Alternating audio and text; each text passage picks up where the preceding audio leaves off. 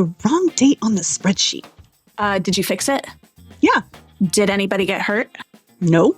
Did the company lose any money? No, of course not. I caught it right away and fixed it. Interesting. Why is that interesting? Oh, because, I went ahead and I submitted an incident report. I wanted to make sure that we were covered, just in case. For an incident that never occurred? Just in case. Hello. Hey, everybody. Welcome back to Sanity Penning Podcast. I'm Holly, and this is Amber. And okay, Amber, today, I don't know if that skit was triggering at all for you. And I've lost our screen. 1 second here. Today, we are talking about individuals who have designated themselves as the policy police, Amber, or like workplace police, like whatever you want to call it. And, I'm not talking about accountability here either, because this looks a lot more like surveillance, where your biggest concern isn't that you made an honest mistake, because everybody makes mistakes, we're people, but it's constantly looking over your shoulder, wondering, okay, which of my coworkers is going to report me for it? So just curious, have you ever worked with somebody who was more interested in finding or catching your mistakes than like helping to fix them? Maybe. It feels like if it happened, I had ways around it where they couldn't enforce or kind of proceed, or I just asked them. I was like, what was the point of that? So I'm not remembering anything like that really stands out. Yeah. It's kind of feels like a gotcha environment, like timekeeping police, people who are constantly checking who went to lunch, when did they come back, who arrived late today, who's leaving early, those kinds of things that occurs. But it does look different. You're right. Because policies are in place to protect employees from really important things. So harassment, discrimination, unethical behavior, things like that, right? Safety violations. It's still help protect people. But for me, in my experience, policy policing looked a lot more like people who were searching through policies or handbooks to find usually really minor violations in order to either prove somebody wrong or catch somebody doing something. And it was usually done very selectively, right? Only for people that they didn't like. It was a control thing. So-and-so took 5 minutes longer for their lunch today, but they're my BFF, so no big deal. But Holly arrived 5 minutes late back from her lunch. I don't like her, so I'm reporting that because, handbook 4.3 says this, Right. And it does make me curious, right? Because I'm always curious when it comes to these workplace environments that are the people who are the policy police, is it because they're breaking the policy themselves? And that if you kind of point the finger at someone else, then it means that it's not pointed back at them.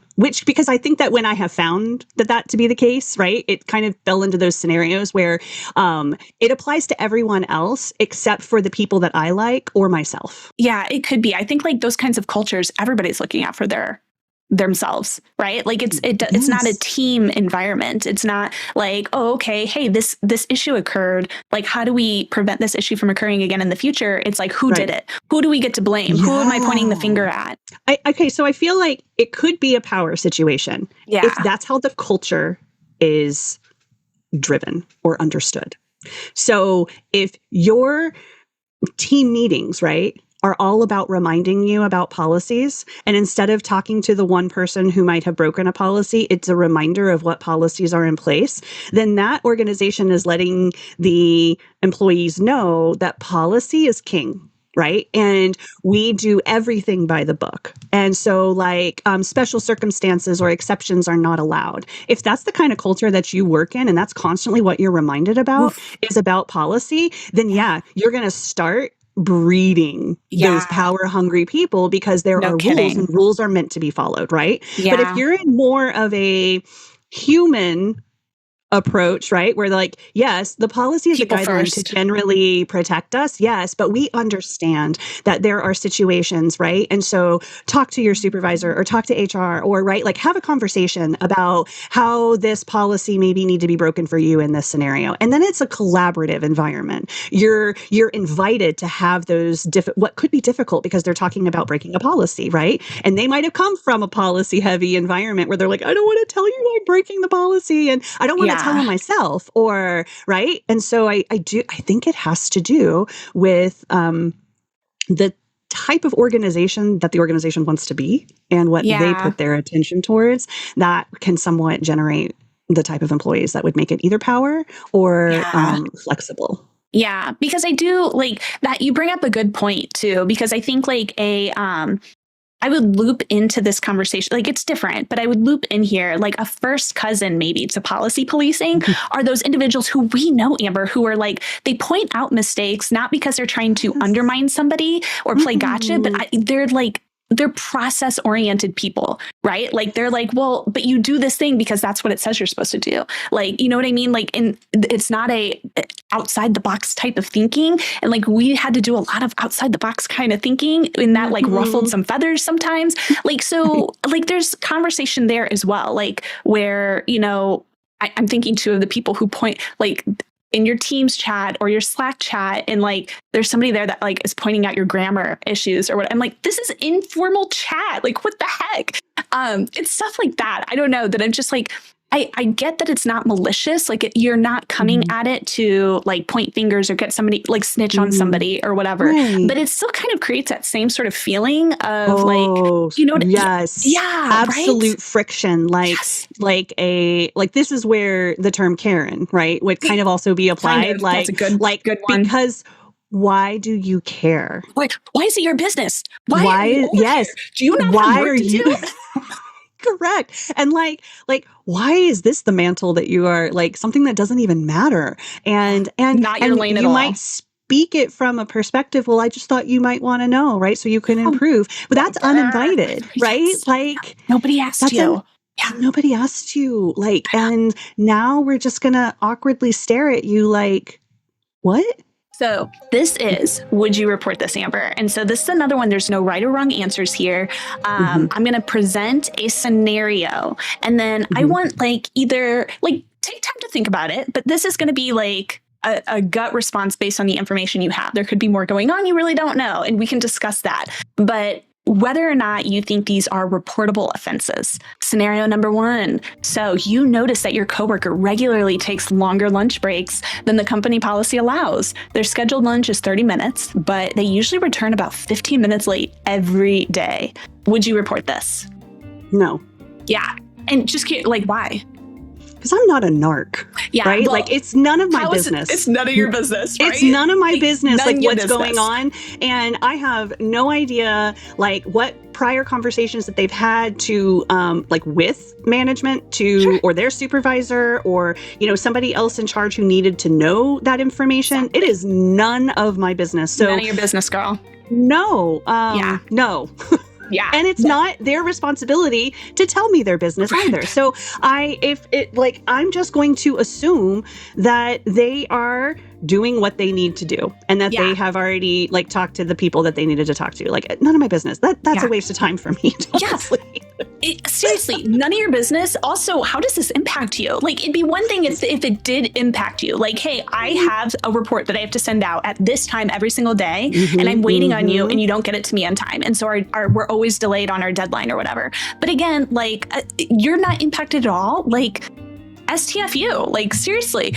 Also, let's be, just to give people who might be like, well, this is against the law here. Like, let me just tell you too, like, you don't know that there's not an accommodation, like here, right? Like, we don't know. As somebody who has needed to have an accommodation, like, mind your own business. There could be something going on here, and there may be an agreement that, hey, they get that extra 15 minutes because they need it, right? Sometimes people have disabilities and they need accommodations. So just mind your own business. Yeah. Yeah, exactly. Yeah. No, I feel real strongly about this one. Yeah, me too. We're on the same page here too, for sure. Yeah. This one I was like, I wonder if she's going to get as roused as me. All right. Let's see what you think about scenario number 2 here. All right. So before sending a spreadsheet to a client, a coworker accidentally enters an incorrect figure. They realize the mistake shortly after submitting it internally. They correct the document and send the updated version before the client ever saw it. So it never no issues, right? Now, you know about the mistake because you happen to notice the original version. Would you report it? No. To whom? Who am I going to report it to? Like, what? I know. No. And if you're curious where some of these examples came from, Amber, like these are like, some of these are adjacent to real life examples of, I had a coworker report me for this. Yeah. It's insane to me. My gosh. Like, who is doing this? And I think too of like all the times we had internal working documents that we were all working on, and people had access to things. And sometimes you were editing a document at the exact same time as somebody else was editing, and it got a little whatever, which is why we always had a group chat going where we were collaborating and talking through different ideas. And so I'm just thinking, like, this never left the team. Like, it even says it never left the team. It never left the team. It was still with the team. What are you reporting, and who are you reporting it to? Like, what? Like, nothing has happened. It was still being worked on. And like, what I really don't like about this example in particular is this idea that that you would have somebody to go and report this to on something that it didn't really matter. Who encourages that? Who encourages this? Correct. And this tattletale. Exactly. Like what benefit is this bringing? It's kind of like you are not allowed to fail at all and in anything. And those are unrealistic expectations. Like, correct. Yeah, it's insane. I know. Correct. From a performance standpoint, I'm like, I need to have some conversations with people.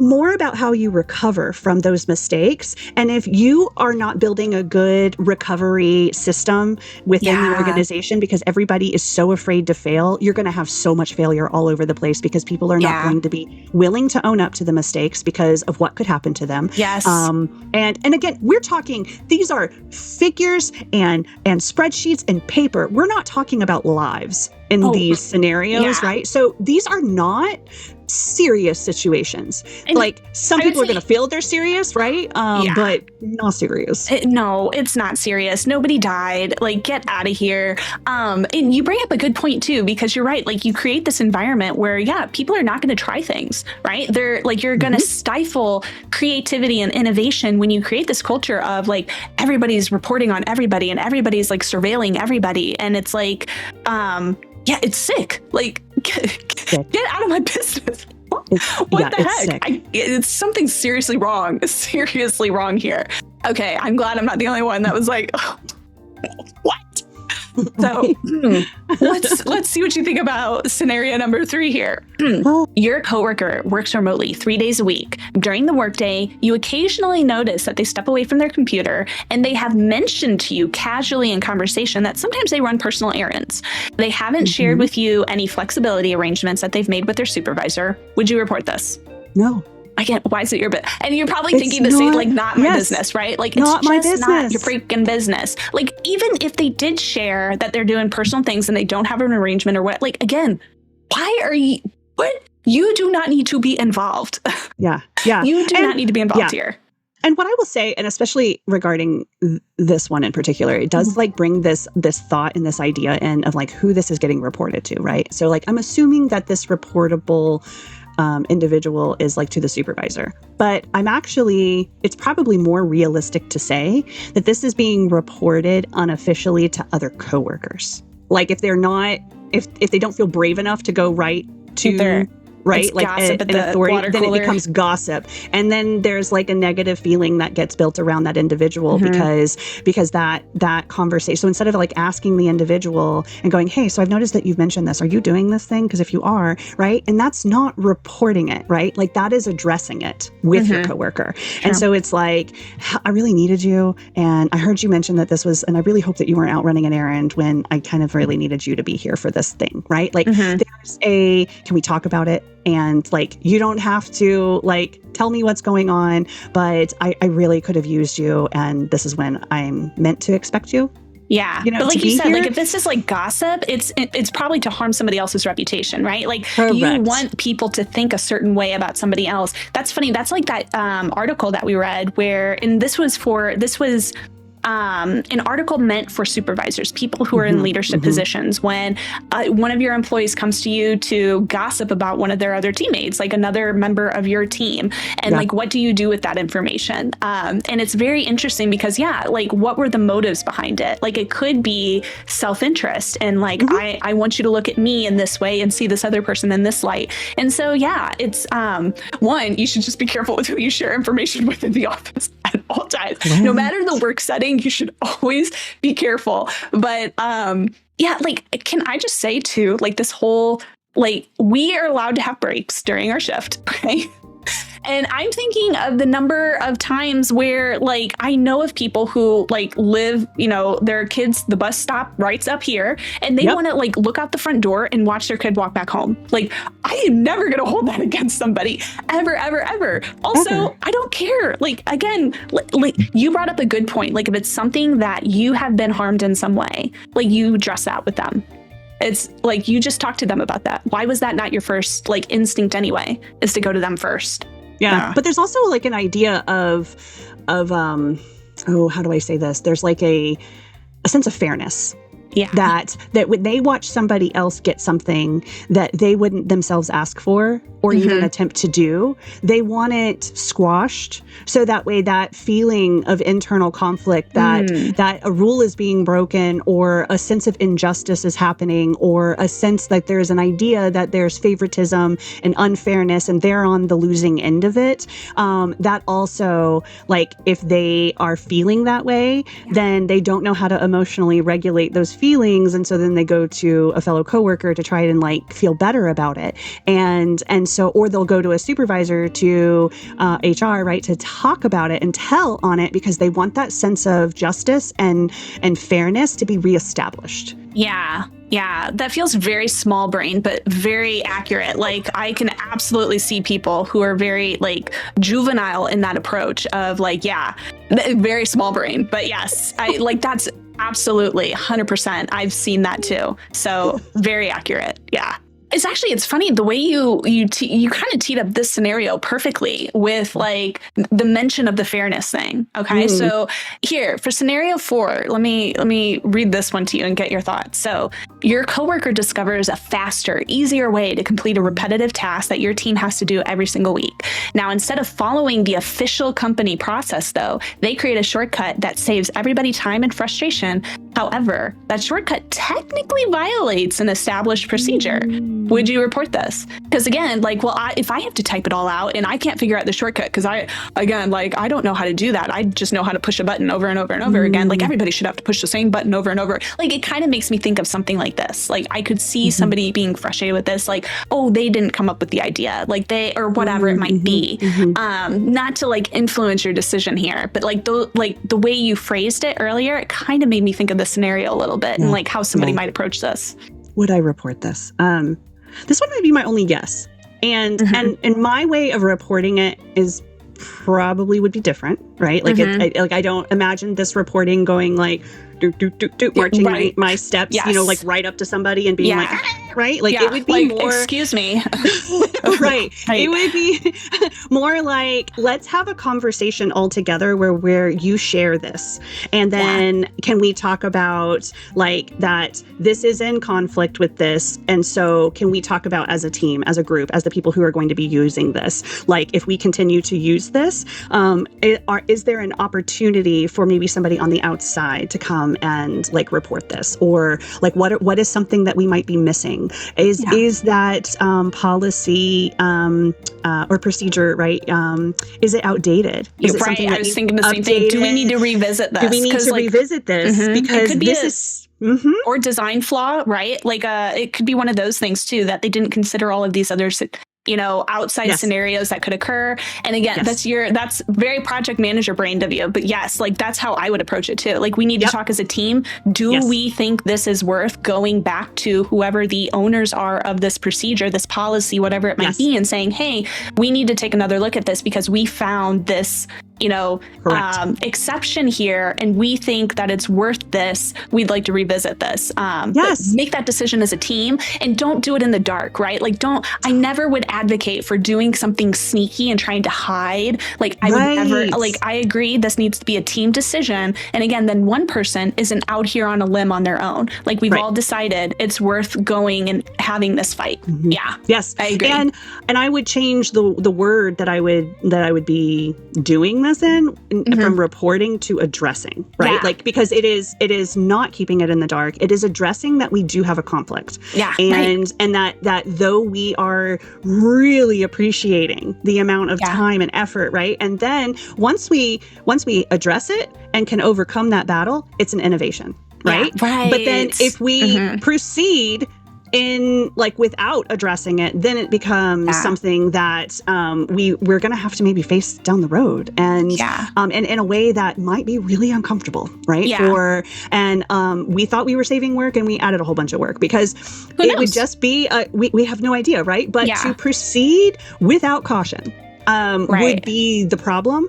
I would 100% agree. But to proceed with knowledge that, hey, you know what? It actually led to another conversation about this particular policy or compliance or whatever, right? Like, and it had us think differently about our work because maybe this tool was not around at the time that procedure was put in place. And that's very fair because we know how sometimes these outdated policies just sit out there and they like sometimes people forget it, like, oh, well, technically that violates. It's like, oh, that's still out there. Like, seriously, these repositories that had like store all these policies, some of those things have not been looked at or thought of in years. So absolutely fair to say, hey, we'd like to talk about this. Technically this is in violation of this, but like, again, do we need this? Like we want to have a conversation around it. So absolutely fair.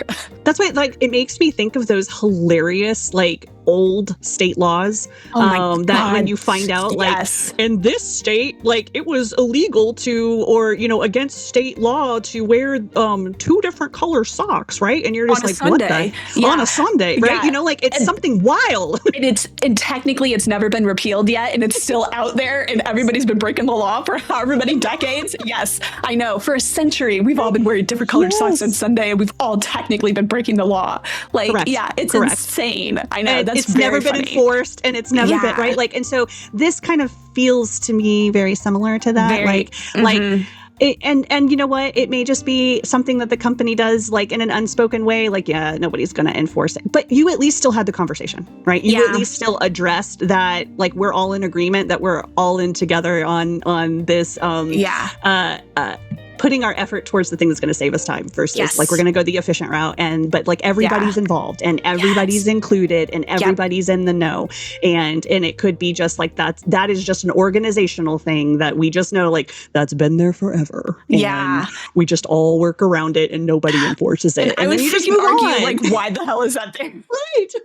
That's so irritating. Like you said, like, oh, well, that's just always been there, and we don't actually have the time to police it. And it's like, what's the purpose? Can we just, like, get rid of it? Like, that kind of Amber, like you said, it's like leaving a tab open and like never close. I'm like, that just kind of bothers me. If you were coaching somebody who did feel like they have to constantly watch their back at work all the time because so-and-so is always looking for every minuscule little thing that I'm doing to see if I'm in violation of, employee handbook 4.3 or whatever it is, like, how would you start that conversation with them? Who again, they feel like they're being surveilled, not like, oh, so-and-so is doing this thing and it's an inconvenience, but like, I feel like I have to always watch my back. Like I'm stepping on, like walking on eggshells at work or whatever, in this. Again, it would never be telling somebody, right, anything. It would just be being really curious around, how does feeling surveilled impact your work? What is the result that you are seeing in your own work as a result of being surveilled? Right. So that usually the response would be there's no impact at all. They're just annoyed by it. So there's no impact to their work or processes or anything like that. It's not stopping them from getting their job done. They're just annoyed by it. That's a totally different response than like, actually my work is on the decline. Like, and I'm not doing as good of a job and I wish I was doing better. So it's like, why are you bringing this to coaching? Yeah. Would be one of like the larger questions are like, what impact is this having on you in more than just an annoyance, right? Like, is it having an impact on you? Are you taking this home with you, right? Like, can you not stop thinking about it? How can you not, right? Like, and so I would really want to be curious about what that physical and or mental impact is that this surveillance is doing to you. And if you discover that it's not having an impact or it's not having, well, then why are we bringing it up? right? Like, but usually there is, right? Usually there is a decline, or there's a, like, I can't stop thinking about it, or I'm just so annoyed. Like, and it's really making it to where I'm having like massive conflict with this individual that I can't seem to either get through. And a lot of times I will tell you, if asked the question, have you had a conversation with this person? The answer is no. Yeah. Because that feeling of being surveilled and watched all the time does not invite a conversation. No. Does not feel like an open invitation to have a conversation, because there would be fear that I went and had that conversation and they recorded the whole conversation, even though that's illegal. But anyway, that's a whole other aside. But the point is that conversations are not being had because there needs to be some sense of comfortability that their message will be heard. That it's not going to be a waste of time, that they're going to go do this really brave thing and it's going to get them what they need. And there's no guarantees of that, right? No. And so people avoid it, and then they sit there and just live with the result of this person going out and doing all of these things. And so it's hard to clear the air like that, like you said, with an individual that's always doing that. Like, my first instinct would be to like talk to my supervisor about like, hey, like, I constantly feel like I'm paying so much attention to like these little details because so-and-so is constantly looking over my shoulder. Like, I have no energy left for some of these creative other things that I need to be doing. And you hired me to do these other things, and I'm letting you know I don't have the bandwidth for that because of this situation. And like, honestly, like, we need, like, I either need to give up those things or like some other adjustments need to be made here.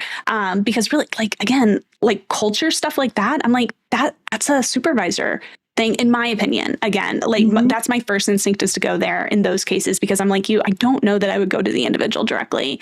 But it's, and there's nothing wrong with that, right? Like, but if it is impacting you that much, it's either going to have to be somebody who can help you and can do something about it, right? And then have that conversation, or it's going to be you who goes to that individual and has that conversation. And so, like, I have asked before, like, if you don't have these conversations, or these conversations are not happening, how can you expect anything to change? Yeah. It's hard. Please don't get me wrong. And when nobody said this was easy. Being able to just state it clearly as like, these are the things that can be done, does not make those things easy. No. Much easier said than done. Yeah, and for sure. Those conversations are difficult. And if you are taking your like most like emotionally vulnerable self into a conversation like that, and you've never done it before, right? Like, maybe some prep work, right? Like, and that's what coaching can kind of provide, is like, so let's help prepare you for a conversation like that. Like, and what is your biggest fear is going to happen, right? And then talk through, like, so there's a prep work that can prepare somebody for having that conversation, or to have a conversation with a supervisor, right? But the conversation is inevitable. And that's why I'm so grateful we've got those workbooks on the website. Right? Oh my gosh, what a great segue. So we have a merch shop, and we have workbooks that they're digital downloads. So all you need to do is, after you've purchased them, you can download them to a tablet, phone, any of your devices. And they offer you questions and reflections to be able to think through and kind of noodle and think about how you want to be in getting through some of these scenarios. So we've taken some of our biggest topics, like boundaries, and we've come up with an entire series of specific boundary topics that you can work through. I know we've got a couple more. I can't think of them right now. Quiet quitting, I think, is another one. Yes, the quiet quitting recovery kit. Yes. And so now we're using my memory, and that's like a real challenge. Oh man, no, don't ask me. I'm over here trying to think and like maintain my facial expression at the same time. It's not going well.